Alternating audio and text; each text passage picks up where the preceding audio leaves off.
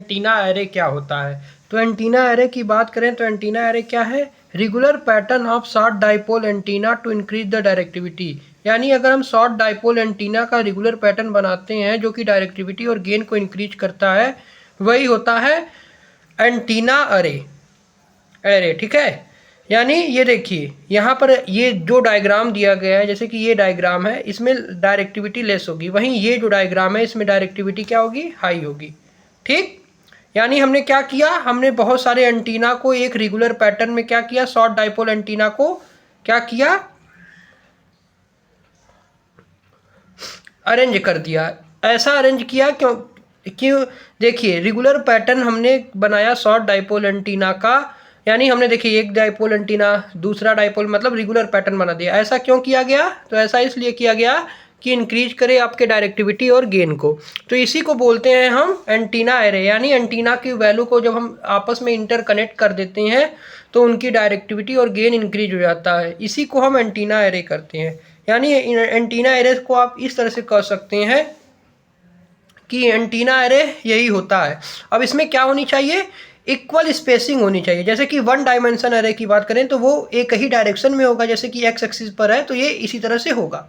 जैसे कि अब यहाँ पर आप देख सकते हैं कि इनका डिस्टेंस भी क्या है, बराबर है। ठीक, अब देखिए यहाँ पर कंडीशन क्या होनी चाहिए एंटीना एरे में, तो इक्वल स्पेसिंग होनी चाहिए बिटवीन एंटीना एरे एलिमेंट।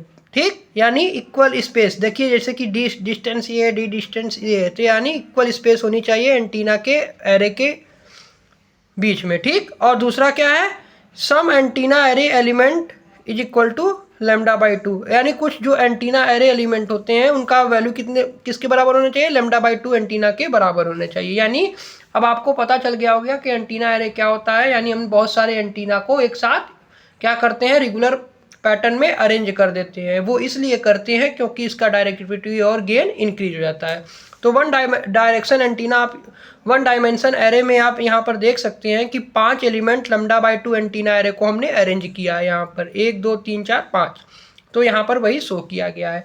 तो आपको एंटीना एरे समझ में आ गया होगा, मतलब कि रेगुलर पैटर्न हम बनाए शॉर्ट डाइपोल एंटीना का जो कि आपके इंक्रीज करे डायरेक्टिविटी और गेन को, उसी का नाम होता है एंटीना एरे। जैसे कि यहाँ पर आप देख सकते हैं कि हमने 5 एलिमेंट ऑफ λ/2 एंटीना को आपस में क्या किया, रेगुलर पैटर्न से अरेंज कर दिया।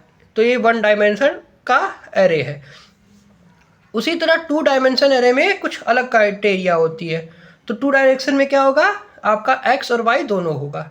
ठीक, अब यहाँ पर दो कंडीशन जो थी कि डिस्टेंस सेम होना चाहिए, स्पेसिंग बिटवीन इक्वल होना चाहिए, और दूसरा क्या होना चाहिए कि सेम एंटीना एरे एलिमेंट होने चाहिए। ठीक है, जैसे कि यहाँ पर आप देख सकते हैं λ/2 एलिमेंट हमने लिया है इस क्वेश्चन में, ये जो हमने एग्जाम्पल लिया है वो λ/2 एंटीना ही लिया है। ठीक, अब देखिए टू डायमेंशन एरे में यहाँ पर आप देख सकते हैं 15 एलिमेंट ऑफ एरे को हमने क्या किया, अरेंज किया। यहाँ पर दो डायरेक्शन 2D एरे क्यों बोला गया, क्योंकि एक्स और वाई दोनों डायरेक्शन में है, इसीलिए इसका नाम हमने टू डायमेंशन एरे बोला है। ठीक है, ठीक, तो जैसे कि यहाँ पर आप देख सकते हैं कि 15 एलिमेंट ऑफ एरे को, जैसे कि यहाँ पर आप देख सकते हैं एक्स और वाई है, तो यहाँ पर ये टू डायमेंशन एरे को रिप्रेजेंट करता है। अब देखिए अगर हम एंटीना एरे की बात करें, किस एंटीना एरे की बात कर रहे हैं, तो टू डायमेंशन की बात कर रहे हैं। तो दो प्रकार में होते हैं, एक होता है ब्रॉड साइड एरे और एक होता है एंड फायर एरे। तो देखिए ब्रॉड साइड एरे, अब देखिए टू डायमेंशन क्या होगा, एक्स और वाई दोनों में होगा। देखिए ये वाई एक्सिस है, ये एक्स एक्सिस, तो एक्स और वाई दोनों एक्सिस पे होगा, तो वो टू डायमेंशन एरे होगा। तो हम 2D एरे का ब्रॉडकास्ट एरे और एंड फायर एरे को पढ़ते हैं। तो हम पहला ब्रॉडकास्ट एरे की बात करें, ब्रॉड साइड एरे की अगर हम बात करें, टू डायमेंशन एंड एरे में ब्रॉड साइड एरे की बात करें तो कुछ इस तरह से बनता है। यानी मेजर लोब जो होता है वो परपेंडिकुलर होता है एक्सिस के, यानी एक्सिस के मेजर लोब क्या होगा, परपेंडिकुलर होगा टू डायमेंशन एरे में। ठीक, और इसमें मैक्सिमम रेडिएशन आपको क्या होगा, ऑब्टेन होगा, किसमें, ब्रॉड साइड एरे में।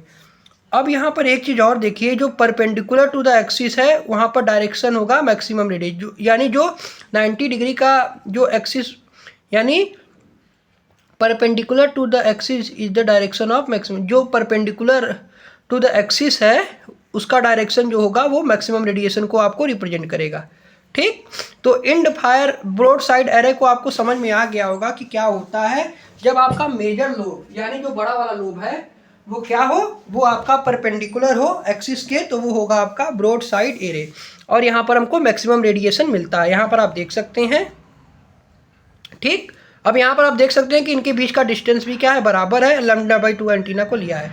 अब यहाँ पर परपेंडिकुलर जो होता है वो एक्सिस जो होगा, जो 90 डिग्री का एक्सिस होगा, वो उसका जो डायरेक्शन होगा, डायरेक्शन ऑफ उसका मैक्सिमम रेडिएशन शो करेगा। ठीक, अब यहाँ पर एक चीज़ और देखने की बात है ब्रॉड साइड एरे में, कि जो करंट गेन होता है इस सेम एम्पलीट्यूड एंड फेज, यानी जो करंट गेन होगा उसका एम्पलीट्यूड और फेज जो होगा वो सेम होगा, किसमें, ब्रॉड साइड एरे में। तो ये ब्रॉड साइड एरे के बारे में मैंने आपको यहाँ पर बताया। उसी तरह अब हम एंड फायर एरे के बारे में पढ़ते हैं। तो आपको ब्रॉड साइड एरे तो समझ में आ गया होगा। अब हम एंड फायर एरे, एंटीना का सेकंड टाइप, जो कि बहुत ही इंपॉर्टेंट क्वेश्चन ही आता है। अब एंड फायर एरे क्या होता है? एंड फायर एरे वो एरे होता है is along the axis of antenna array, यानी जो एक्सिस के अलोंग हो। अब देखिए ब्रॉड साइड एरे जो कैसा था, वो परपेंडिकुलर था एक्सिस के, यानी जब ये एक्सिस के परपेंडिकुलर है तो वो ब्रॉड साइड एरे है। लेकिन एंड फायर एरे क्या हो, एंड फायर एरे होता है एक्सिस के अलोंग, यानी इस एक्सिस के अलोंग होगा। वहीं ब्रॉड साइड एरे क्या था, परपेंडिकुलर था एक्सिस के, और यहीं पर हमको मैक्सिमम रेडिएशन मिल रहा था, यही डिफरेंस है बस। तो एंड फायर एरे क्या होता है, तो एंड फायर एरे जो होता है is along the axis of antenna array, यानी यहाँ पर ये जो है वो एंटीना एरे के एक्सिस पर होता है। मेजर लोब डायरेक्शन कहाँ होगा, इसी के, यानी मैक्सिमम रेडिएशन भी एक्सिस के ही अलोंग है, यानी डायरेक्शन ऑफ मैक्सिमम रेडिएशन कहाँ होगा, जहाँ पर मेजर लोब है। तो मेजर लोब कहाँ पर है, एक्सिस पर है, यहाँ पर देख सकते हैं एक्सिस पर है, तो यहीं पर मैक्सिमम रेडिएशन होगा। अब एंड फायर एरे और ब्रॉड साइड एरे में क्या होता है अंतर, एक अंतर ये भी है कि जो करंट होता है given is the same amplitude but opposite and.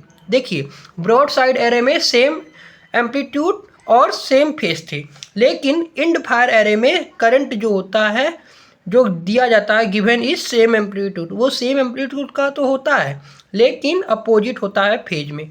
तो आपको ब्रॉड साइड एरे और एंड फायर एरे समझ में आ गया होगा। देखिए यही लिखा है कि सेम एम्पलीट्यूड और फेज होना चाहिए, किसमें, ब्रॉड साइड एरे में। लेकिन एंड फायर एरे जो था वो एम्पलीट्यूड तो सेम होना चाहिए लेकिन अपोजिट होना चाहिए फेज में। मिलते हैं नेक्स्ट वीडियो में, तब तक के लिए गुड बाय। उसी तरह देखिए लॉन्ग वायर एंटीना को भी मैंने बता दिया है आपको, रेजोनेंट लॉन्ग वायर और non resonant long wire antenna. ठीक।